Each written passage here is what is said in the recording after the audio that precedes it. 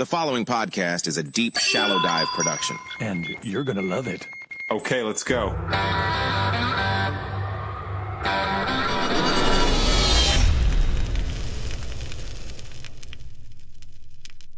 All right, so listen up, everybody. Today is going to be a day where you need to stop what you're doing.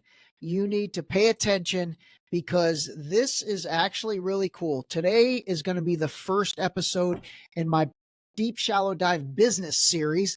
And what I've been trying to do is really find people that can help us understand various ways to kind of get engaged with, whether it's e-commerce, whether it's business to business and all that.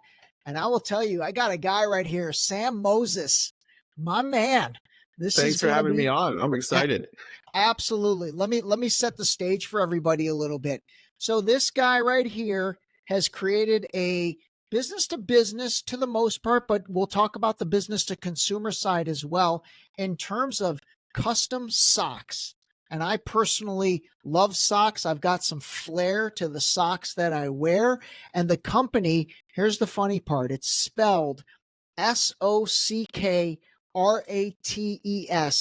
So the big question is, I initially thought Socrates, and then I showed it to someone else and they're like, no, it's called Socrates. I was like, dude, I think it's called Socrates. Sam seems like a smart guy. I think he would go that direction. So Yeah. which is it? Which is it? It's Socrates. Yeah, no, we get this debate. And it is, I've done a little bit of some data on it. It's about 50-50. 50% of people will say Socrates. 50% of people will say Socrates, but the Socrates people are correct. It was named after the philosopher with the general idea in the beginning of what do your socks say about you? When you're wearing a polka dot and the other guy's wearing a stripe, can we extract like personality types from that? That was kind of the original idea, you know? I love that. I love that. All right. That's interesting. So the reason why you guys should be paying ultra attention is because Sam's going to share a lot of amazing things. And by the way, you know, you and I talked about this. I'm a e-commerce business owner as well with my liquid vitamin business. But I will tell you what I'm not doing right now, which you are doing, and that is $500,000 a month in sales. And I think as of this recording, you're doing even more than that. That's a big number, dude. That's a great number. That's a number when you told me that, I was incredibly proud of you, let alone how proud you should be. So, you know, I really want my audience right now to understand that, you know, this is a treat. This is really a treat to be able to talk to somebody that has a business that's doing that kind of revenue, you know, especially coming out of COVID, and we're going to get into COVID and all that stuff. But lay the foundation for us. Give us how did you come up with the idea, the name you shared a little bit about, but like, give us the start of this. Sure. So, you know, many years ago, I was in retail and we were doing high-end neckwear for retail on a retail level. So we had stores and we were selling the neckties, and we really learned Italian manufacturing. And we became really obsessed with Italian manufacturing. And we went to these tie factories around Italy who were 5th or 6th generation tie makers. You literally had people whose great grandparents and great grandparents were making ties, and then they passed down the tradition to them. So we got a lot of respect for Italian manufacturing. And we were selling these neckties in the stores all across Canada. I was in Canada at the time. Now I'm in the United States. And we gained a lot of popularity. Obviously, neckties started to go downhill a little bit. The trend was that the executives would come in, you know, in the beginning, they were buying 5 to 6 ties at a time. They started to buy 1 to 2. I could see that the trend was lowering itself. So I decided to go back to Italy and actually just produce socks. At that time, it wasn't B2B. We were selling B2C. But we produced socks because I wanted a product that was more accessible. So a necktie, you know, when you're selling a $100 necktie, there's a certain type of demographic that can come into the store and buy that. But when you're selling a $10 to $13 sock, really anybody could come in. So I took a store that had hundreds of thousands of people walking by every day, and I made it accessible to everybody through these socks. And when I say everybody, I mean everybody. I mean grandparents, and I mean little kids, and I mean teenagers, and I mean executives, and every type of person you can imagine, secretaries and CEOs were coming in to buy these colorful socks in 2013 to 2015, 2016. It was like a very hot product, and we Mhm. were doing very well. My And wife, this is in Canada, by the way. So at this point, we're in Canada. You guys, you had your own retail store initially selling neckties. yes, it was a very high-end neckwear store, Okay, so and we we're were talking really like the $100 ties that are made from yeah. Italian silk. Yeah, they were really high quality neckwear. Okay. We were making in the same factories that Zegna, Hugo Boss, Stefano Ricci, these kind of players would make the neckties. We didn't have the same name as them, but we were selling them at 100. They were selling them at 250. And it was like a And certain this was type of, under your own brand name. This was your brand of neckties. yeah, we were like a private label necktie, but we learned the Italian manufacturing and what Italian manufacturing was all about, which led us to the next business. And the way that we got into the next business was through a flood, which we can talk about. But what we really wanted to do was bring more people into the store. It was all Mhm. about bringing more people into the store. And how do you bring more people into the store? Is you have to open it up a little bit to more people, because not everybody's going to buy a $100 necktie, but literally, I'm going to say most people can buy a $10 sock. And especially when Well, yeah. as it relates to gifts, buying for your significant others, these kind of things, grandparents buying for grandkids, it was unbelievable. The store, we really transformed the way we looked at everything, all of our stores. And I started to pop open little sock stores around Mm. Canada as well, because I saw this as a tool to just get lots and lots of traffic.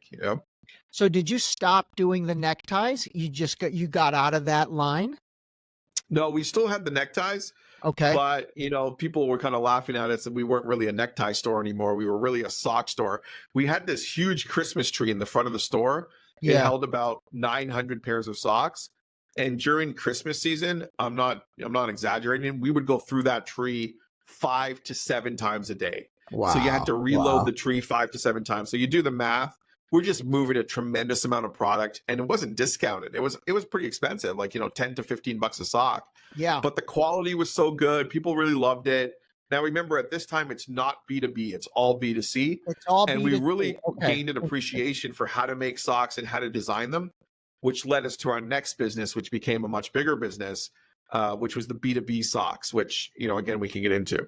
Yeah, we will. Absolutely. So let me ask you this. Let's talk about the Italy thing, because I mean, that's unique.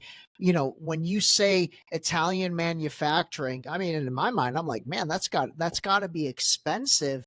But then there's Yeah. also, I have to imagine there's a different work process over there. And I'm sure it's very artisan, it's very artisan, but Yeah, in this that's it. capitalistic world that we live in, especially the United States, to some extent Canada as well, we're all about, China, churn, volume, all that. Yeah. To me, when you talk about whether it's neckties or socks made in Italy, like, again, that's a much slower process. What is it like to work with Italian manufacturers like that? And are we talking about, like, you said, a mom and pop that this manufacturing facility's been in the family for years? That's where you're now making the Yeah. socks? Yeah, it's in a small city, 45 minutes outside Milan. They're about a third generation sock maker. They know everything about socks. It's kind of been handed down from grandfather to grandson. And they're not the biggest factory in the world, but they're really, really good at what they do. And I kind of have this mentality in anything that I do. If I'm going to do something, I don't just want to mass produce stuff to just throw in the world. I really want to produce great products. So we partnered with them. At the time, they were a little skeptical, because they were like, the general model at the time was big runs. So you give them a big run, they finish the big run, and then they do another big run. But we were the model, when we went to the B2B side of the business, was small runs, just small runs, But you have to understand, like, at one point we were producing in China for a little bit. We moved out of that. Yeah. The smallest factory that I was dealing with in China has 1,000 machines. the factory that I deal with in Italy is 60 to 70 machines, which at this point, they're only producing socks for us. So we have like really big control over the socks that we make, how we make them, and when we make them, and the process in which those machines are running. Versus in China, and I don't care who you are, nobody has control over that. You're not going to have control over 1,000 machines, right? So it was just a different mentality. We really wanted to be we wanted to be the manufacturer. We wanted to be the people that actually produce the socks and not just a broker model. And we don't have broker mentality as well. So we knew that we could add a lot of value to the market by going to Italy and staying there. And it just really paid off. Really, the customer has kind of, fed back to us that they really appreciate the Italian manufacturing and the quality. And we get a lot of comments when their goods are picked up in Verona, Italy. Like, it's like, everybody knows these places. Everybody's heard of them. Everybody's thinking about the food. Everybody's thinking about the culture. And they're like, wow, Verona, Italy. Like, not like, some random town in, China. It's like, so they're pretty excited about the whole thing. We then tie that into everything that we do is kind of has an Italian feel, an Italian, kind of like a vibe to it. So it kind of really worked well for us. The only other decision we had to make was, did we want to make in America? We decided not to for specific reasons. Yeah. And Italy has really worked out for us.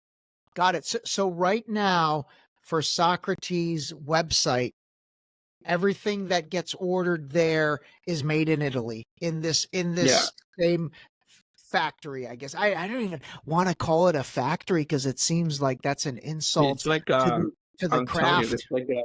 It's like a family. Like, we go there, there was like family. Amazing. We go out to eat together. We hang out at their house. It's like a little family. We're all like a little family. It's a very different mentality than, say, a bigger factory, or you're just one of their 100 clients. Every single sock that is produced in that factory right now is a Socrates sock. My team jokes around that they have my face printed all over the machines at this point, but we have a specific process. They're not printing anyone else's socks. It's literally almost like it's like your private factory that you don't necessarily own, but you kind of do. Yeah, we're pretty much, we're fully aligned partners at this point, and anything that they produce is ours, and anything that we produce is theirs. So it's kind of like a combination, and then we trust each other. There's a lot of trust, but they're fully, which we'll get into, they're fully plugged into our Salesforce. They go in, produce the labels, they see the jobs. It's a full transparency between us and them. And again, when we go there, I really feel like we're like family with them. Like, I know their kids. I always joke around. I found it funny one time I went on a trip to Italy, and the son is wearing a Miami shirt, and I'm obviously in Boca Raton, 45 minutes from Miami, and I'm telling him my kids wear, Milan shirts, so it's like, funny. I told him he could come intern with us, and then the owner of the factory told me that my son could go intern with him. So it's kind of like a little bit of like a family environment. But at the same time, we're very professional. And at the same time, the number one thing that we care about is the quality of the product. So it's kind of like, we're family, but at the same time, we know we have the same goal in mind. Got it. Do you pay them in dollars, or do you pay them in euros? How do you pay them? So it's euros. We pay them in euro. I'm very much on top of the exchange rate. When the exchange rate was at par, things were much better than when the exchange rate's at 120. Yeah. But, it's, you got to look at it over the long run. It's around 107 to 110. We're happy in that range. But there's some advantages to Italy. Let me tell you an example. The Harper government, Stephen Harper, the Prime Minister of Canada, he made a partnership with the EU and Canada. So there's no duties from Italy to Canada, which is huge for us. That's a big thing. Whereas China, it's 20%, so we're able to take advantage of that. And then another thing is the shipping is just so much cheaper because it's just a lot shorter distance, and we ship a lot, and we're shipping air, and we're shipping fast. So it's a 2-day turnaround time from Italy anywhere in North America. It's actually, and you're going to not even believe me, but it's 1 day from Italy to New York, Connecticut, and New Jersey. So the goods get picked up in Italy at 2:00 their time on Monday, and arrives in New York City at the client. And I'm not shipping faster. That's the normal, express, it's called UPS Saver. Okay. It arrives in New York Tuesday at noon. I mean, I couldn't even bring that to you faster myself. I mean, that's unbelievable. That's insane. So are you right now, do you have retail operations still in Canada or no? No, we had a flood, that big flood, the third flood, it kind of took us out of the game. and we were, we really wanted to focus on the B2B aspect. What I love about the business, the clients Did from you all say over the the world. One third day I'm flood? doing, Did you say the yeah, we third had three flood? floods, You had three three floods? floods. It was How like the hell do you have three unbelievable. Yeah. floods? Oh my God. All Well, right. there's this restaurant above us, and they Yeah, just tell us took us about out this. one. Tell us about this because So that's we're in the downtown Toronto is like an underground. It's like this like underground mall. It's a very famous thing called the Mm, Path. okay. Hundreds of thousands of people pre-COVID, not so much anymore, but before COVID, walk through that path. Business people, banks. Think of like Wall Street for the Canada. Okay, Okay. and they're all wearing suits and ties. So we're in the underground, and above us is this huge restaurant. It's like a bar. It's like this French bar, and they just had a flood, and the flood came through and it took out our whole store. Now, when I say took out my store, we have wooden fixtures, high-end wooden custom made fixtures, and the whole thing flooded. Oh And then that my was flood number God. one, and then they flooded again, flood number two, after we rebuilt the thing, and that was like that, which call that 20% damage. And then flood number three, which was after COVID, that just took us out. We were just done. We can't rebuild the store again. We had to leave, but we were really ready to leave because our B2B business was doing so well. So these dipshits in this restaurant flooded you 3 times? Like the same Yeah, people? yeah, yeah, the same guys, but I don't think it's their fault. I think it's maybe the landlord or somebody, but I don't know. I don't know really whose fault it is, but it's just bad luck that turned into good luck because I needed, I really wanted to focus on the B2B. So everything works out for Okay. a reason. I don't believe in coincidence. So I believe that things happen for a reason. And it happened for a reason. I learned a lot from the neckwear world. The neckwear world is Sure. very close to my heart. I love the neckwear world. Yeah. As you can see, me and you aren't wearing ties. I don't wear ties anymore, but it's very close to my heart because these people had so much passion. I almost wanted to start another necktie business. My wife is not letting me do that, okay? Because I used to be very obsessed with it, but now I'm focusing on the socks, and we're trying to produce the best possible product that we can. But the really big differentiator for us, where we changed the game and where we changed the market, was the 7-day turnaround time. So if you would order socks for the podcast today, you get it in your hands in a week, which is, when we first started, it was 30-day turnaround time. So, that's the lesson. When you come into a market, you really have to know what value can you add to this market and then focus on that, Yeah, absolutely. And I get it in 7 days from Verona, Italy, which is Verona, Italy to your hands in California in 7 days, and which is a lot custom cooler. made for you. I mean, it's custom made. People No, I didn't love believe that. us at first, and then we started doing it, and they were like, "Okay, this is something here," All right. We'll get into that. Okay, so let me just ask you, just to finish out on that flood thing. I mean, dude, that had to have been very like personally, psychologically, mentally anguishing. I've never even had Yeah. anything remotely like that. I've had people whose houses have burned down, and man, that is like Ooh. that's a tough thing That's to bounce back from. that But feels like a personal attack, like that's unbelievable. absolutely. But even Yeah. yours in this flood situation, because you have such high-end fixtures, high-end everything, Yeah, that must have been difficult, huh? Especially 3 it times. was. Yeah, I'll always remember where I was standing when my store manager, called me to tell me that the store is flooding. And I'll always remember how I felt. And it's unbelievable because we put so much work into building it, and we Yeah. cared so much about our customers, and we cared so much about each display. The way we displayed the product was very picky. Retail was different back then. We were very Yeah. passionate about it. And it was just gone. One day it was just literally gone. I flew back. I was living in Boca. I flew back to Toronto, and I went into the store that was just gone. And I just said, I don't know how we're going to do it, but from this, somehow better things are going to come. The number one thing I told my team who worked in the store, which I think they appreciated, was I said, no matter what happens, you're going to be covered. Like, you're with us. We're going to take care of you. I'll pay you. Don't worry. And they appreciated that. And one of the workers in the store manager, is now my number 2 in the sock company. She's our vice president of design. She's very high up. And she remembers that. She's just like, look, he didn't run away in the face of danger. He just kind of stood strong and said, you're with us. We're all going to get through this together. I don't know how, but we're going to get through this together. And we did. And thank God we kind of persevered from there. That's amazing, man. Okay. All right. So at this point, we are in what year did you launch Socrates? We launched Socrates, the B2B business, B2B business. in 2018 after the first flood. We Okay. were in Socrates for the B2C business, like making the socks for the store, since around 2015.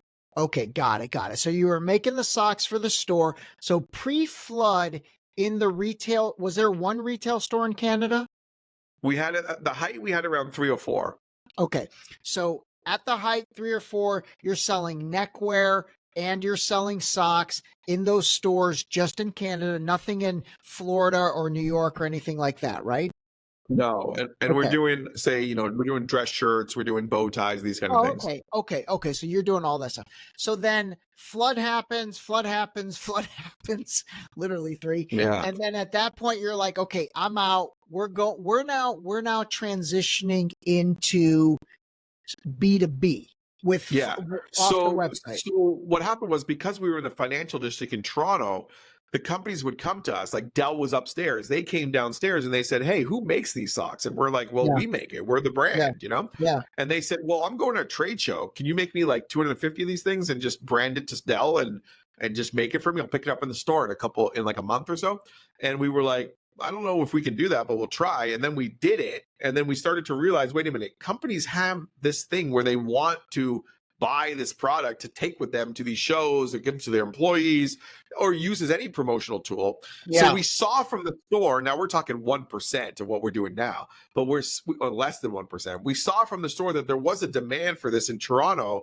And I said, if there's a demand for this after the flood, why don't we go online and get this out to kind of like the whole world? Because I believe that there are people in the United Kingdom and Israel and Denmark and Brussels and all the other markets that we hit in Canada, US, that are going to want these socks, because there's no reason why this company is any different than any other company around the world. So when the first flood happened, we went online, we made a website. It looked horrible. Okay, it was terrible. Mm. And we just started the Google ads and we just said to the world, "Hey, we do custom socks. We know how to do this in Italy." And then orders, it was actually kind of shocking, but orders started flooding in. Like I've never seen anything like that. Like you just put up a website, Amazing. 2018, and I don't know if you could do it now, but I put up a website in 2018. It didn't look very good. And people from all over the world, literally, I mean, it was unbelievable. We're reaching out saying like, "Hey, I'm going to a trade show. Hey, I got an employee gift. Hey, I'm doing a show. Hey, this, whatever." And we just started designing them and we started to figure out how to do this. It was hard. It was really hard to figure it out because we were just used to retail and we were really good at retail.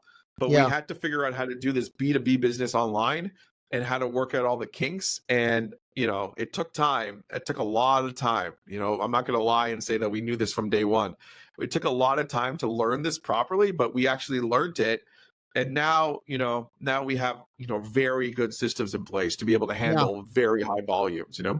Let's talk about that a little. So the B2B side of it, did you build the website on Shopify, being another fine Canadian company? Yeah, yeah, the Ottawa guys, yeah. Yeah. We built it on WordPress originally. Okay. Okay. And the only thing I don't love about WordPress, for me personally, I don't love that I don't have any control of it. I don't love having to run back to other people to make minor changes and to run back to other people to do little updates and stuff like that. So 2 years ago, we switched it over to Webflow. Webflow is Okay. like a very high quality, kind of like do it yourself portal, I guess, platform, and it's very good. And so Okay. now we're able to create websites on our own internally. We're able to control the site better than we ever had. So we're on Webflow now. I would suggest to any entrepreneur, maybe don't start out on Webflow, but transition over there once you see your proof of concept and those kind of things, because it's a very good platform. Okay. All right. So let me clarify this for everybody, because I've talked a lot on the podcast about, different websites. Like my deepshallowdive.com is now built on Squarespace.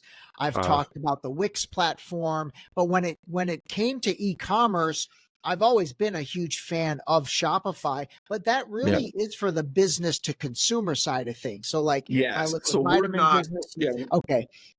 Yeah, so we're not like my son has a little online website where he sells product. He uses Shopify. That's a Yeah. perfect platform. You cannot beat Yeah. it. But in our case, we're not having anybody add anything to cart and check out like that. It's more about just getting the lead. Once we get the lead, we go back and forth with them to finalize the custom sock. So it's not Oh, really it's not an e-commerce sale like that. However, all the leads that we get are sourced online. So it is an e-commerce business in a way, you know? got it. Got it. And so Webflow and WordPress, I mean, I think WordPress is probably an incredible platform, but like you Yeah. said, it's not one for you have to be a coder. You really have to Yeah. understand code and I you was gonna have to be say, a yeah. developer in order to do that. So if you have that infrastructure, WordPress, I think makes a lot of sense. Are you saying this platform? I had never even heard of web design. It's called web design. That's the platform No, you're on right now. it's called Webflow. It's called Oh, Webflow. Webflow. It's Webflow. pretty modern technology, and Okay, the whole model is no code programming. So you don't need code. So my design team can go online and program and kind of like launch new sites and new landing pages and all this stuff relatively quickly versus having a coder, which we don't need. So the no code model is what we care about. And then, there's lots of animation and it's great. very modern. No, it's No, an you're. awesome. Really I'll changed the way we're able to communicate what we do, absolutely. I'll link your site in the show description, but I spent some time. I spent some time on it. No, it's really well done. It looks great. It works great. It moves great. Okay. Hey, you know what? This is learning Webflow. That's another. That's a tool that I had not heard of.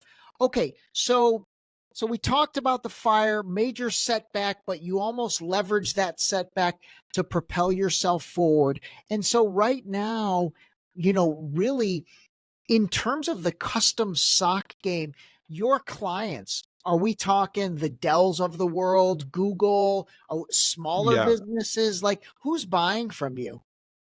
So the majority of the sales come from kind of like mid-sized companies that maybe a lot of people haven't heard of. They're tech companies, they're, small insurance companies, banking, not small insurance companies, but like mid-sized insurance companies, banking. And then we have a good base of clients who are like the Fortune 500 type, the everyday names that you've heard of, Coca-Cola, Microsoft, Netflix, FedEx is a big client of ours, these kind of guys, Marvel, some entertainment companies. So that is definitely the mix, but there's also, and we take a lot of pride in it, kind of like your small mom and pop, like a doctor's office or dentist or somebody with like, an entrepreneur, one man show who just, he's going to a trade show and he wants a couple hundred pairs. And we take a lot of pride in that. And what we've noticed is that no matter how big you are, small, medium, or big, everybody cares about their brand and everybody's picky about how it comes out and everybody cares about the color of their brand, So our business is really set up to take care of that because we can do any color. We design it specifically for them, whether you're Tiffany or whether you're a small, flower shop who wants socks to give away to your top customers. We are able to take care of your logo and colors. So we really are set up for all size businesses. However, I would say the majority of the businesses are the mid guys. The tech companies love us. These tech companies, these SaaS businesses, Yeah, they're like buying socks like you wouldn't believe. Like they're into it. When they go to a that's show, hilarious. you walk around the show and like there's 60 booths and 25 of them have Socrates socks. It's unbelievable. It's just unbelievable, That's funny. and that's all So over the world. UK tech or American tech, Canadian tech or Israeli tech, all of those companies are really, there's one thing they have in common is that they all love swag and they all love socks. yeah, yeah. What about like promotional agencies? Do promotional agencies Yeah. carry your socks as part of their portfolio? Yeah, we deal with a lot of the promotional companies. That's where we get most of our business. So just say American Express wants to do pens and notebooks and T-shirts and mugs and everything, and then they want to do socks. The promotional company will come to us, choose us for the socks, and then we'll provide them the socks. So these relationships are obviously long-term, big relationships that we have, and we work with the majority of the top 100 distributors in America. Got it, got it. So like the FedExes of the world or American Express and those guys, they normally, and this is more to help the audience understand how these big guys deal with things. They normally have a promotional agency or probably Yeah. several promotional agencies, and those Yeah. promotional agencies are doing that buying. You're not necessarily dealing with No. like the head of purchasing at American Express for No. promotional products. You're No. When dealing we through their Yeah. okay, Yeah, when I say we work with FedEx, it means that FedEx through the agency gives us the order. They got it, deal with the agency because they're trying to order, say, a couple hundred products. They don't want to deal with a couple hundred Sam Moseses, right? So they deal got it. through the one agency, and then the one agencies will broker it to us. That's the majority of the business. Okay, gotcha. And so really fundamentally, you're in some ways competing against hats, Yeah. tumblers, other promotional products. It's interesting to me.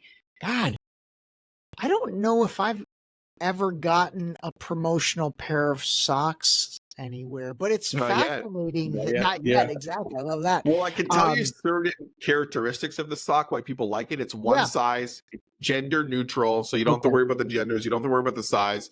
It's relatively inexpensive compared to some of these other products. It's easy to give away. It's malleable, so it fits in a lot of different places. Like it does. It's not like a mug where you can. It might not fit in the bag or whatever it is. So there's a lot That's of all. good things going for the sock. There's a lot of good things going for other products as well, but in the promotional world, it's not the number one product. The number one product is like T-shirts and mugs. Okay. Okay. But it's it's a top 10. It's a top 10 product, and there's lots of competitors in the game. And we would be on the kind of like the higher quality competition realm there, like the higher quality sock. Are there a lot of custom sock competitors? Yeah, when I started the business in 2018 for the B2B, there was maybe 3 of us, and now we're up to about 20 of us. So the Oh game man. got a little more crowded, and we really had to differentiate ourselves. And the number one way that we differentiate ourselves, you could say Italy and you can say 7-day turnaround time, but the number one thing that I tell any entrepreneur starting a business is just provide really top service to every Mm, single person, no matter how big that order is, because that's going to be how you grow your business. And don't just create a customer service. I call it customer experience. Make them remember how great the experience was in using you. They'll tell their friends, that business will come. But if you take care of the customer from day one, you're going to grow a big business. I can guarantee you. I got you. I got you. And again, just for everyone's clarity, when you're talking about your customer, primarily you're talking about the promotional ad agencies or the Yeah. promotional companies. What do they even call them these days? Just promotional.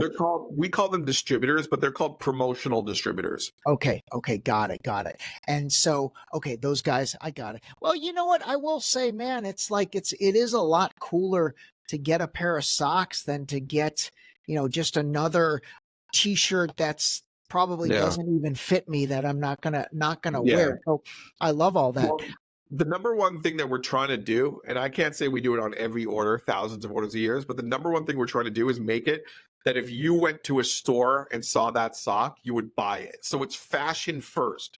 You So know we what? want to make it a cool, fashionable sock, and then it also has the logo. We don't want to make it that it's a logoed sock and then it's fashionable. First, it's fashionable, and then it has your branding, because nobody wants to wear a sock where you just took your logo and slapped it on. Like they don't want that. So there's certain trends in the sock market. The retro tubes are popular. The aloe yoga sock is popular. Certain socks are popular. So we use those trends and then apply the colors and the logo to that in a very trendy way. So I think, what we were trying to do is, like, imagine you were walking into a store and you were going to pay $15 for a sock. We want it to be that you would pick the Microsoft sock over the other socks. Yep. And you know what? I'm gonna add on that because you were a gentleman and told me you were gonna make me some deep shallow dive Yep. socks. And so you said, Yeah. hey, send me your logo. And this was funny. So I sent you the logo, and then I literally started thinking in my mind, I'm like, okay, I don't even want to wear the deep shallow dive logo on my socks, but No. my Yeah. 2 little stripes, my black stripe next to the Yeah. orange stripe, or the orange stripe and the white stripe, I sent your team a follow-up email. I said, hey, if you want, let's go with this kind of creative using my stripes because that's really cool. And it's almost like I'm trying to get those two stripes Yeah. to be my Nike swoosh Oh, or that's my, super popular now with the retros. Yeah. yeah, totally. But it makes total sense with what you're saying in that I love the fact that you're designing a promotional product. First of all, that's unique because it's a sock, but you're also designing it as a pair of socks that I would actually wear Yeah. versus, sometimes I see guys with like even like a Patagonia Too windbreaker much. or something, Yeah. and then there's their company logo. I'm like, Yeah. No dude, good. Yeah. that's just Nobody likes to be advertised to, right? no, But exactly. But another thing that we did is we add the label. Every deal comes with a label. So it's like a retail ready product that you would see on the shelf. It comes with a header label. And you could put, I have a lot of real estate agents. They put their, phone number on the label Oh, that's and their funny. logo so that it's kind of like a business card almost. That's Maybe it's a little funny. bit more expensive business card, but it's a business card. So, and they give it out at closing. When they close on the house, they give out, I get a lot of real estate agents, mortgage guys, these kind of guys. Oh, that's a good idea. That's a good idea. Let's talk a little bit about the shipping because I think that's interesting. So this stuff, and by the way, even before we get into the shipping, this facility in Italy, like, are they doing this on sewing machines? Are these big Yeah. looms? Like, how the hell do you make Yeah. socks? They're called Lunati machines. They're like Lunati? Yeah, they're called Lunati knitting machines. They're like Okay. they literally knit, pixel by pixel the socks, and they're feeding the yarn. Lunati machines are like a very high quality sock machine that's made in Italy. So Oh, wow. other countries have now imported those machines, but yeah, they're really top machines and they're really How fast big and are they? Are they huge? they're about 2 feet wide by 6 feet tall, and then two Okay. feet depth. So 2 by 2 by 6. So you can imagine Okay. it. It sits straight up. There's about 20 in a row, and then they go 3-4 rows back. If you have 80 machines, some machines can only do athletics, some machines can only do wool, most machines can do dress. And then the new technology is that they can finish the toe. It used to be that the toe was not on the sock, and they'd have to hire people labor to finish the sock with the toe. Now the machines are so sophisticated that they're finishing the toe. You still got to wash them, you still got to steam them, you still got to package them with the Oh, label and yeah. everything, but Okay. it gets you to 60-70% versus 50-40-50.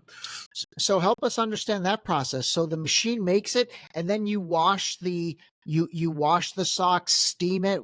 Yeah, Yeah. that's cool. So the first thing we do is we actually our designers will program the sock pixel by pixel in BMP format. And Okay. that tells the sock machine how to actually do the pattern. It's like a pattern file. Okay. And that gives us an advantage on speed because most of my competitors, they don't do the BMP file themselves. They give it over to the factory and then it gets queued, but we do it right away. So when we give it to the factory, they have the file, they're ready to go.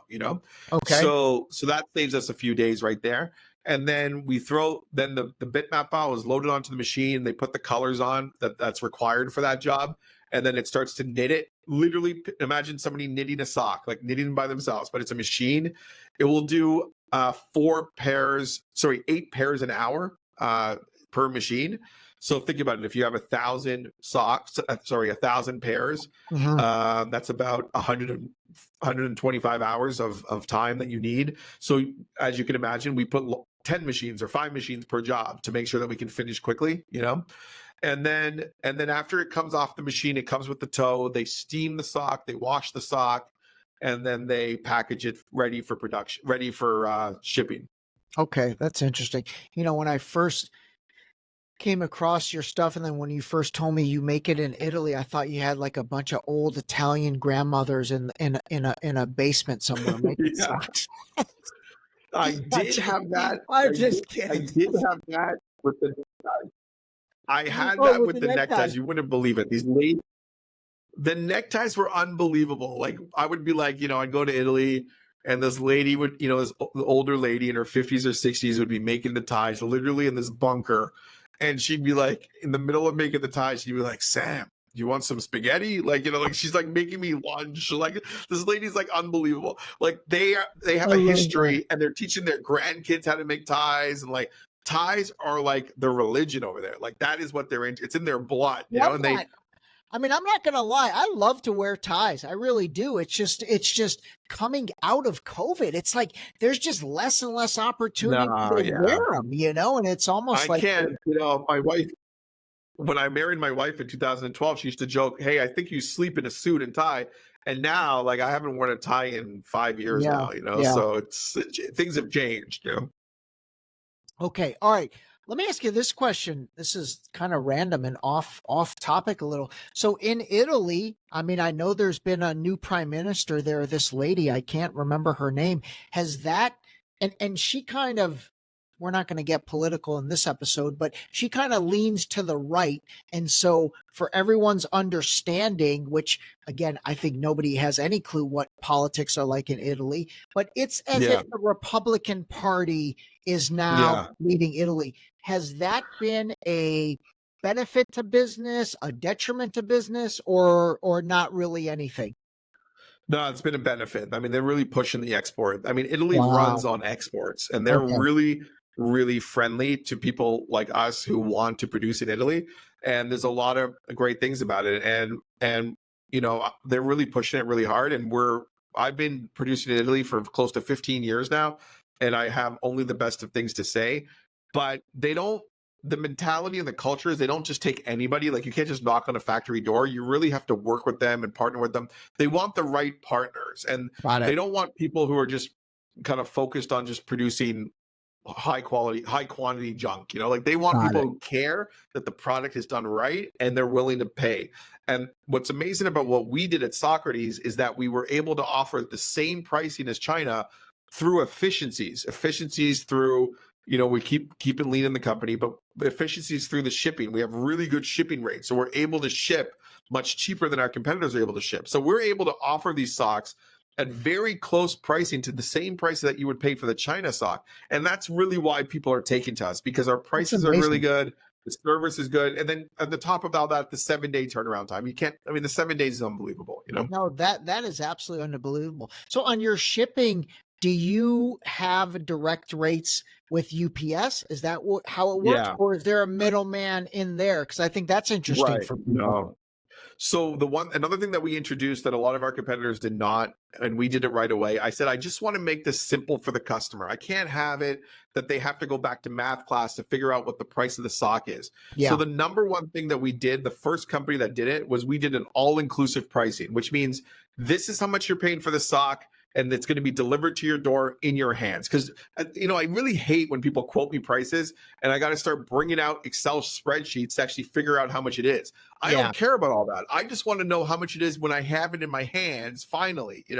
So we yep. came out with this all-inclusive pricing. So we take on all the shipping, all the duties, all the product, the labels, everything, the rush fees. There's none of that. We'll never add any fees to the price. I don't care if I have to do this. Sometimes I do jobs in one day where I Mm, ship it the next day, and the company goes, "Oh, okay, just let me know what the rush fee is." And I say, I don't believe in rush fees. I believe in actually just doing the job for you. You're a customer and I want to take care of you, so I don't believe in rush fees. That comes with some downside. We obviously sure. we have to slow down the manufacturing for other clients and stuff, but we've been lucky to manage it properly. But I do this all inclusive pricing. So what I'm passing off to my customer is really good UPS pricing, because we ship thousands and thousands of packages, right? So Yeah, they're taking advantage of our great pricing. Our competitors say, "Hey, here's the price of the sock, but you ship it to yourself, okay?" Or you add on pricing for shipping and all that stuff. And a customer doing one shipping order, they're not going to get that price. I get, no, crazy discounts because I'm shipping thousands and thousands of them. So I'm able to pass off the savings. That's why our prices are so competitive, is because we're just taking advantage of the volume, and yeah. not to mention we have control of the factory. Because we're in control of the factory, we're able to control the pricing. That makes total sense. But you haven't bought the factory yet, have you? You don't own the factory, No, do you? they've offered to partner with us and to do that, but Yeah, right now I kind of like my life as yeah, it is, and I feel like if I did buy a factory in Italy, that would lead to a lot of headaches. There was an idea which my wife shot down very quickly of me opening my own factory in America at one point. mm, But she likes that I come home and see the kids once in a while. So Very I good. don't think we can get the price down that much, even by me owning the factory. I think it's a good partnership. Let them focus on what they're good at, which is making Yeah. the sock, and Yeah. let my team focus on what we're good at, which is the marketing, the customer journey, creating a great experience. That website, we put so much work into our website. I kind of feel like if I own the factory, which I could, okay, but if I own the factory, I feel like our site, we wouldn't have the energy for the site. We wouldn't have the energy for the marketing because we'd be so focused if somebody showed up to work to make the socks, or, or if the machine breaks down, or all these other problems. I feel like let them deal with it. Again, it's a family mentality over there. I trust them. So let them deal with it. They're doing a good job. Let them make whatever margin they need to make. We're happy with our prices. The customer's happy with the prices. I think it's a great partnership, and actually there's no custom sock maker, I don't think right now, who owns their own factory, because I think Mm. it's just too much of an endeavor right now for us, Okay, that makes total sense. And then is But it definitely, trust me, I've run the spreadsheet. I'll send you the spreadsheet afterwards. I yeah. have run it and I have thought about it, but it's just sometimes, everything sounds good and then you look into it and it's not a good idea. No, I totally get it. Honestly, the only reason that even prompted this question was that you're telling me 100% of this factory Yeah. business is coming from you. So then it's like, okay, Yeah. naturally, does that make sense? The raw materials, I mean, do you have cotton, polyester, silk, Yeah. everything? Is it all that So, stuff? that's another part of our 7-day turnaround time, the magic, how it happens. Mm. The yarn factory where we buy the yarn from is right across the street from the sock factory. So we're able to get to all the colors. They have thousands of colors in the yarn factory. It's the largest yarn factory in Europe. Unbelievable. This place, That's I've never seen amazing. this kind of, I mean, this is unbelievable. We're talking a huge factory, like an Amazon warehouse level. And so we're able to get to any color. So, imagine Coca-Cola comes to us, which, they do, and they want to buy a sock. We're not going to be like, hey, Coca-Cola, do you mind just changing the red because we don't have the red? They're going to want their red, their Coca-Cola, but not just Coca-Cola, even small mom and pops. They want their red, and we respect that. So we're able to get to all the colors within the first day that the order is placed. We go, the factory goes across the street, gets the yarn, and then produces. We have a lot in stock, obviously, because we produce so much. But sometimes you get those teals or those lime Yeah. greens or those Yeah. random oranges you've never seen before. So then we can access it. So 90% of our production is cotton. It's called a mercerized cotton. It's a very specific way that they dye the cotton. It's like a very bright, it has a little bit more of a brightness to it, but it's very high quality. And then 10% is wool. We do a lot of wool socks for the northern US market and the Canadian market. Okay, got it. And so you're buying like yarn, like I don't know if I don't know if wool socks are for you out in California. no, wool socks definitely would be a little too much for me out here. So you're buying like Yeah. giant bales of yarn that are pre-dyed in, let's say, the basic colors.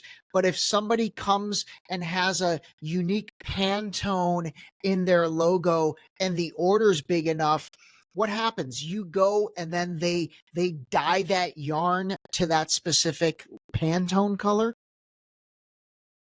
No, so the factory that we're accessing, the largest factory in the largest warehouse of yarn in Yeah. Europe, Yeah. they stock all the colors. We're talking about they have Wow. about 15, 20,000 colors. So we're able to get to that pretty 99% right there. So we source the colors in-house, meaning we have all of the color books. Our design team will say we want thread number 755 green. They'll Yeah. go and get it and then they'll produce it. And you don't need to have a big order. Even if the order is 100 pairs, we'll do that because again, we're taking care of the customer, big or small. No, listen, I love your mentality about taking care of the customer. I honestly think, especially coming out of COVID, I have noticed just such a downturn in customer service. Yeah, And I'm talking about by it's the big terrible. boys. Like I had an Yeah, issue with one of my Apple products and I got shit customer service yeah, from Apple. Companies it's not good. that have made their brand off of customer service just don't give a Yeah, shit anymore. So I think that's great that's almost like a cultural pillar for you. That's yeah. absolutely I love that. I love that. What I think happens sometimes, you can call it B2B, B2C, D2C, whatever you want to call it. At the end of the Yeah. day, every sale you make is what I call H to H. You're human to human, right? Yeah. And I feel like sometimes people forget that, because in my business, sometimes somebody sells me a service and the sale process, they're great. They're doing, we're getting along and everything looks good. And finally I sign on the dotted line. And then they just disappear, Yeah. like as if we never knew each other. Yeah. It's like, you're dating and then you get married and then your marriage sucks. But Yeah. what's going on here? Because it's almost like they just treat it as numbers and quotas and this and that. But remember, you're selling to people, and people like want to be taken care of when they're buying something, no matter what they're buying, whether you're buying one sock online or whether you're buying a software service for 250,000. Okay, everybody wants to be taken care of. I don't care what you call it, D2B, B2B, B2C, doesn't matter. So I kind of have this mentality of like, somebody entrusted us with their $5,000 order, $10,000 order. We're going to be there to the end, and if a mistake happens, there is a less than 1% error rate. We're just going to make it right, and we're just going to do everything we can to make it right. Redo the order, ship it, let's go. So Yeah. I think we have to have that mentality. But you're right. I have seen that problem after COVID of just like, where did the service go? How come nobody cares about this anymore? Why is everybody throwing around the words like scale every second, but nobody cares about service? It's Yeah. fun. It's kind of an interesting little thing going on now. No, absolutely. Okay, let me ask you about, you talked about your website and how you've put so much into it, and that process of the website. This is slightly difficult to do, but talk us through. So I'm a customer. I'm a promotional agency representing OpenAI, because we're going to talk some AI in a second. So I'm representing ChatGPT, and I want some ChatGPT socks. So I go onto your website, and it's Socrates.ca, right? And .com, I'm assuming, right? Well, it's SocratesCustom.com. Okay, SocratesCustom.com. And then I mean, they both forward to each other. It's okay. I got you. Are there minimum order quantities? Yeah, the minimum order is 100 pairs, which is pretty low for this kind of product. I mean, we do 60 pairs. I guess I do tell people about it because I just told you, but we do 60 pairs. So sometimes to get the client started, I'll tell you a funny story. One time we did an order for a client, and it was very early days, and the factory's like, Sam, we don't like to do 60. I'm like, look, we just got to do 60. Take care of the client. Yeah. And we did these 60 pairs for this tech company in the UK. And they were, the factory was like, okay, early days, we're just going to do it for Sam. He really wants us to do it. And the customer loved the socks. And she called me like a month later, and she's like, Sam, how much for 6,000 pairs? And I'm like, 60 to 6,000 pairs. Like, you never thought about that. You just thought it was a 60 pair order. And she ended up buying 6,000 pairs. So we want to get the customer going. We want to get them started, taste the product. The best thing you can do in the food business is get somebody to taste your product. So in the sock business, the best thing we can do is put on the sock. If you put on the sock, I have a chance at selling and you coming back. I love the story. What's the biggest order you've ever gotten? Biggest order we ever got was from a large, it's called Volkswagen, large car company, obviously. Yeah. And that, that we're talking about 30,000 pairs. That's a large order. Just to put that into context, a box of socks, like a pretty large box, fits 250 pairs. Okay. Okay. So if I tell you 10,000 pairs, that's 40 of those boxes shipping UPS. Now, if I tell you 30,000 pairs, that's 120 of those boxes. So it's in a tremendous amount of socks, Yeah. So, I mean, the big orders are great, but sometimes, I get really excited by the 100, 250s, just like some people who really appreciate the socks. They post it on their social media. They talk about it. Somebody called me that they got a sock. They gave out a sock, and 3 years later, the client called them and said it's still their favorite sock. I mean, can you imagine 3 years later, I love that. I love that. There's still share of mind. It's called share of mind, right? Share of mind, absolutely. So I kind of like all these orders. We do a lot of athletic socks. That's very popular for people, running and yoga. Yoga is a huge business right now. Oh, I mean, I don't know what's going on in the world. The smaller little footies or whatever. Yeah. Well, they have the grips on them. Oh, the grips. The grip socks? Got it. Yeah. Okay. Interesting. Yeah, I don't know Interesting. what's going on, but everybody and their like mother is opening up a Pilates yoga studio. I don't know. Maybe Yeah. that's another business me and you should open. Go into the Yeah. yoga business. It's crazy. I know. I It get is calls. crazy. I mean, we get emails daily from yoga studios. It's unbelievable. That's amazing. That's amazing. What about COVID? Did COVID hurt? Yeah. It Yeah, must have COVID hurt. definitely Yeah. hurt. Trade shows were Yeah. shut down. It didn't hurt us. Our numbers were still up. So what happened was in the for us, the idea of giving a gift changed. Okay. So you're not giving a gift to your customer at a trade show, but all of your workers were working remote. Okay. So what did Yeah. we have to do? We were doing these crazy projects where, a company made 1,000 socks and me and my team in our office here had to package 1,000 socks into an envelope and then ship it with the postcard and say, hey, we know you're working from home. We love you. We miss you. It's kind of like the idea of the gift, the use case of the gift Yeah. changed Yeah. from Yeah. trade shows to mail. And we even mailed a lot for clients. Like a company had 1,000 clients, we mailed them out and then it had a postcard. So we actually did higher numbers than we did in 2019, which was very, very interesting because most companies went down, but it was a totally different type of business. And we actually pivoted a little bit there to do some masks, like custom masks. Oh, how funny. Not a good business now, by the way. Don't try Yeah. to start that now. It doesn't. Good. Good. I hope the masks never come back. I hope that I was that gonna say product I dies. was cringing. I was cringing when I did the mask. Like, really, I'm gonna wear an IBM mask. Like, right? Yeah. Really, Yeah. this is gonna Yeah. happen. But Yeah. I anyway, remember I remember at the time I was using like WeWork for offices, right? And oh then man, yeah, WeWork sent me a mask. I was like, "Oh, that's nice of yeah, you." And then I was like, "Wait a minute, I can't use your facilities anymore because they're all closed. But what am I supposed to do? Wear my WeWork mask at home?" That was kind of crazy. yeah. I was Um, pretty much okay not wearing a mask at home. That's where I draw the line. yeah, yeah, yeah, yeah. That's insane. All right, so you don't ship anything by sea. You do everything by air. No. Wow, that's You know what amazing. happens? The timeline for our customers is pretty tight. There will be some large projects where you have to ship by boat just because they have the time and also the budget didn't allow for air. But 99%, 98% is UPS air. And Okay. then we built this whole connection with our sales force that the minute UPS scans the package, the customer gets an email saying your package has been picked up. Here it is. Here's your tracking number. See, that's where you learn a lot because in the beginning, Yeah. we were sending that email manually. Okay. Now you say, okay, big deal. You take the tracking number, you send it. Okay. And then I started to get to 100 orders a month, 200 orders a month. Do you know how much time we were spending Okay. just sending out that email? And there was an error right there because it's human error, right? We were just creating the link on UPS and sending out that email of, hey, your socks have shipped, was taking up like 3/4 of a day of one employee. Like you can't do this anymore. So Yeah. we had to build it into Salesforce. And then the minute it gets picked up, the customer gets an email and then we have a report where all of our shipments are everywhere in the world. So we're tracking that. So if something is stuck in customs or something is delayed or something is this or that, we get notifications right away in our reports that something is happening. We have access to the preferred desk of UPS and we will clear everything. Again, we told our customer we got to put it in their hands. A lot of companies just say, I shipped it, it's your business after it ships. Good luck.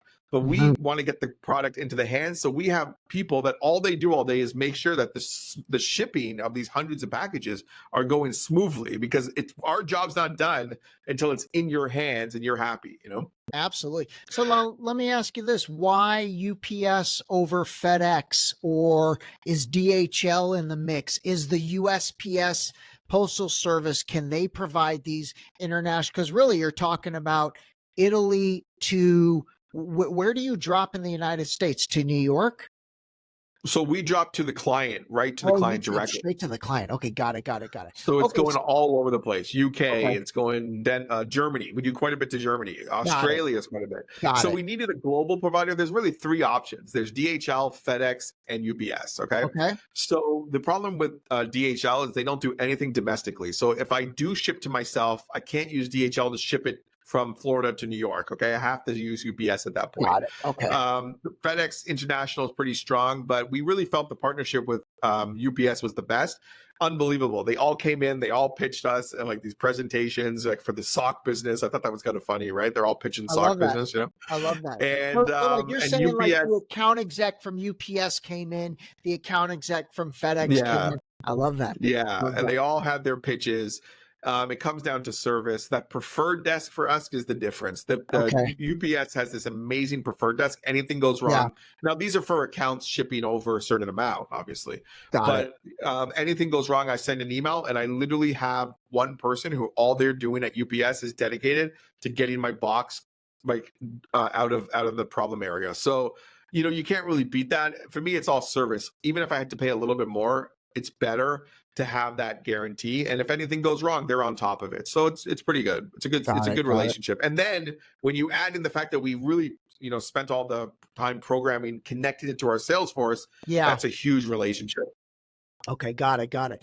I wrote down here. So there's no like import or duty fees or anything like that, right? So when goods come from Italy to the United States, there's no tariffs or anything like that. We've got open So and we good trade. we pay the tariffs, but the client doesn't.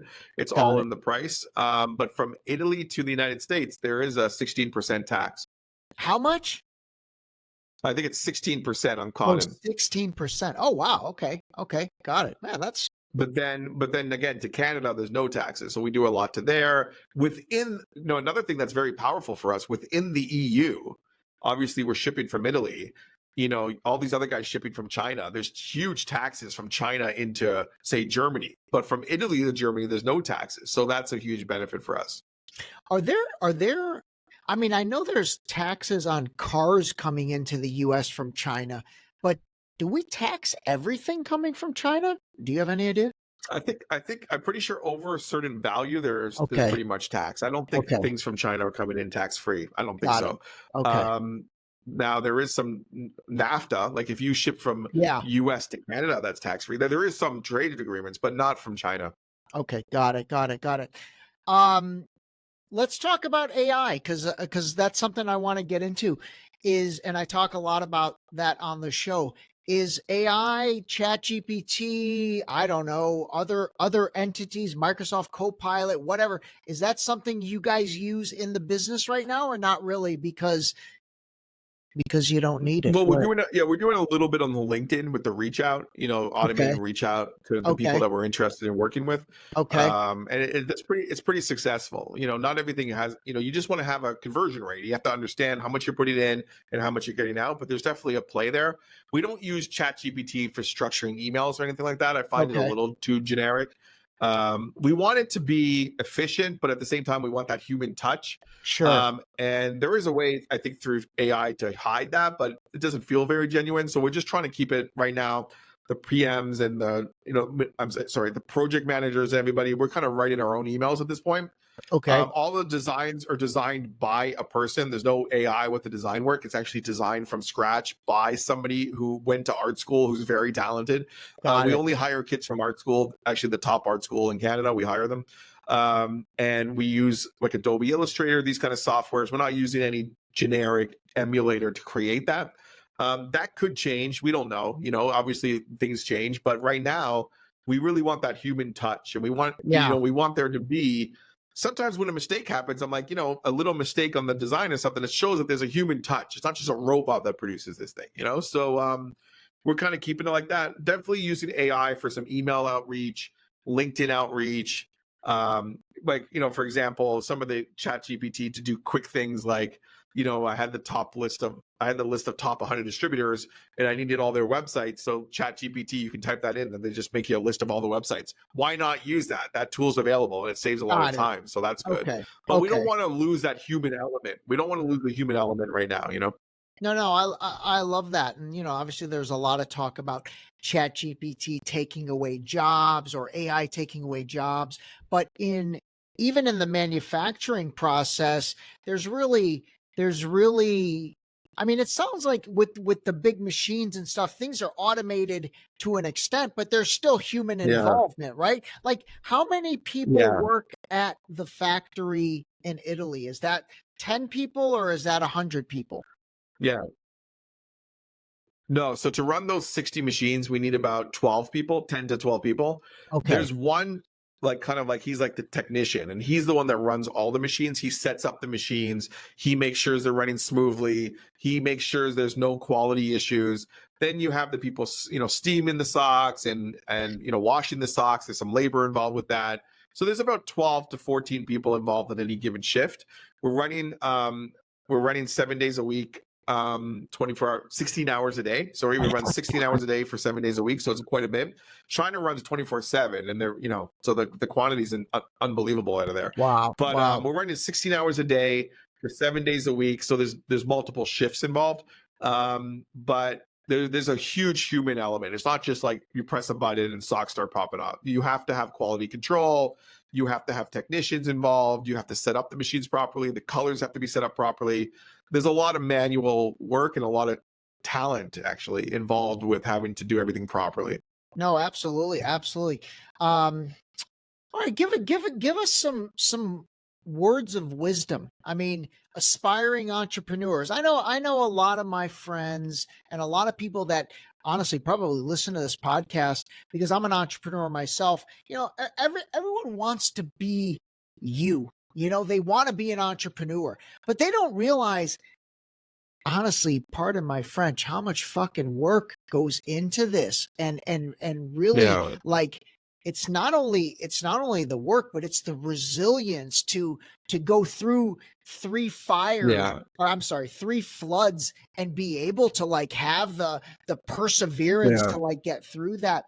What do you, when you're down, which I'm sure you have times when you're like, oh man, God, we didn't have a great month or whatever. What are the things that kind of motivate Yeah. you? What gets you through the tough times? Yeah, there is times you get down. You have to have a certain type of perseverance and just fight through.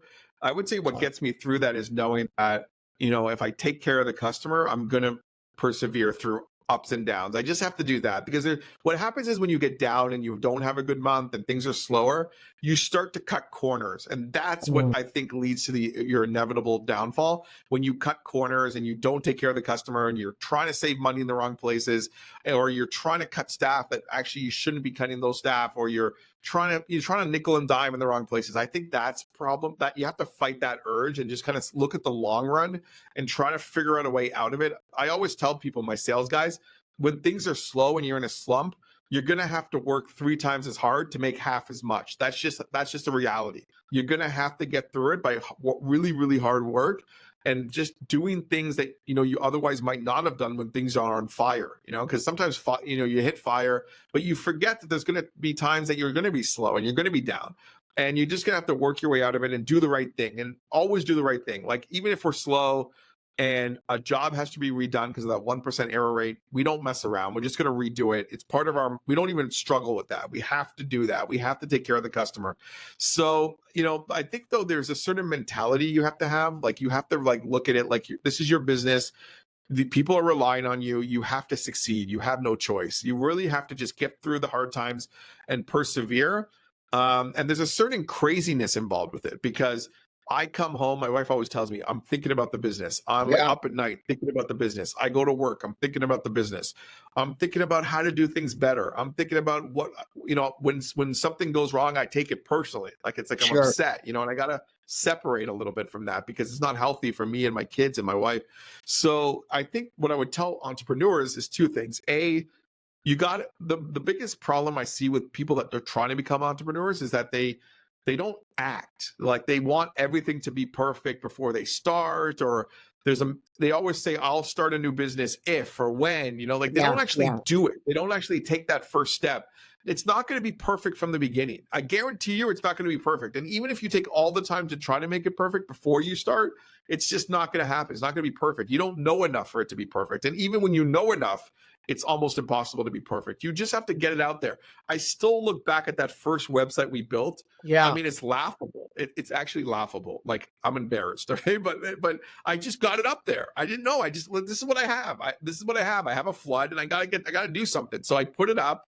and we just got to work, and then we got better. And then I think what I tell young entrepreneurs is just start something, like don't overextend yourself. Don't start taking, lines of credit out and stuff like that. Just start small. Try to get one order. If you want to start a landscaping business, ask your neighbor to cut his grass and literally borrow a lawnmower and just cut his grass and make your $20 and just get going with something. Don't overthink it. Don't like try to finance 17 machines and all this stuff. Just get started. And then when you're started, realize that there's going to be ups and downs, and just figure out a way to get through them, but keep your head straight to know that the long run should work itself out. And then number two is that once you're started, just, know that you got to stay focused on, I always am a big thing of trying to stay focused on one thing and do one thing really well. I see entrepreneurs, like their business gets a little slow and they have these side hustles, and I'm not against side hustles, but I'm against losing focus on what's important.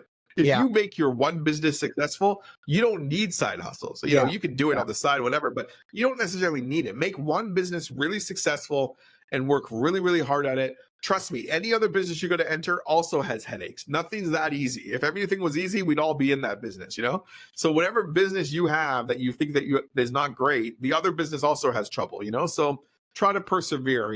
There's obviously different scenarios and everybody has different situations, but try to persevere. I also suggest not going into environments with too high overhead. I did that in the retail world. It worked out for me, but overheads are hard. It causes a lot of stress. It's easy to drown in that. So try to start a business with maybe not too much overhead. Like the example of the grass, cut one person's grass, just try, and then who knows, maybe 5 years from now, you're doing $1 million a month in landscaping business, right? We don't know, right? So no, absolutely, just get going. man. I love that. I love that mentality. And listen, I'm telling you, as somebody that understands the e-commerce space and, what it took to get you to where you are, the fact that you're doing $500,000 plus a month in recurring and continual sales, dude, that's incredibly impressive.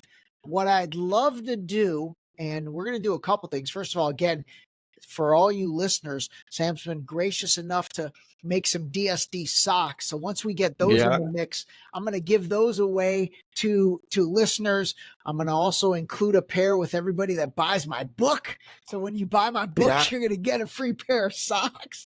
I love that. Where are the socks? What I'd love to do is have you check in with us, maybe on even like a quarterly basis, or heck, maybe even more, and just, keep us updated. It's almost like Shark Tank, but we're investing in you emotionally.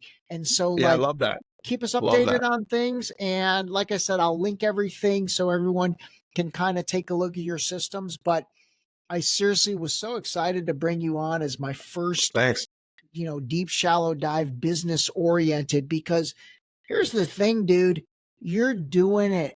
And you did it, but you're doing it, and you went for it. You took a risk, and you're making it happen. And that's awesome. And a lot of times I think it's really cool for people to understand, they say it's about the journey. It is, but it's cool to see the journey. It's like, I'm honestly tired of hearing from, I'll use him as an example. I'm tired of hearing from the Mark Cubans of the world who have already made it, because it's so easy to talk about it once you've made it. But let's hear from people that are making it. I think that's more motivating. So anyway, man, I really appreciate it. Thanks for the socks, and we'll look forward to having you back on here maybe next quarter to give us an update on the latest and greatest from Socrates. Thanks for having me. I appreciate being on, and of course, congratulations on your success with the podcast and your book, and of course your vitamin business. Thanks, Sam. All right, buddy. We'll talk to you soon. This episode was brought to you by the new book Deep Shallow Dive Into You. Available now on Amazon and Barnes & Noble in hardcover and paperback. Don't forget to sign up for our new mailing list on our website at deepshallowdive.com.